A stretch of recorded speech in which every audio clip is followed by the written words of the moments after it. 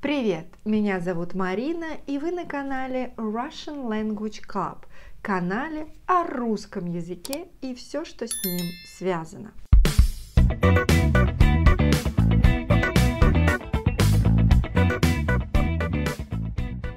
В этом видео я предлагаю нам попутешествовать по России. Мы заедем в один, кажется, что это небольшой город, но по факту это город-миллионник, который находится не очень далеко от Москвы. Всего-то в 500 километрах к югу от Москвы. Еще раз повторю, это город-миллионник. По численности населения он занимает 14 место в России. Это город Воронеж. Историческое значение Воронежская губерния получила во времена Петра I, когда император решил начать строить свой российский флот для защиты от Османской империи. Город Воронеж находится на реке Воронеж, как все логично и просто. Река Воронеж является левым притоком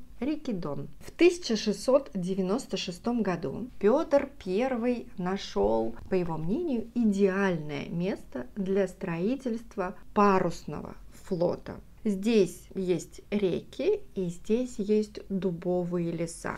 Все, что нужно для создания флота. Река, на чем будет находиться флот, и дубы, дуб, дерево, из которого будет строиться этот самый флот.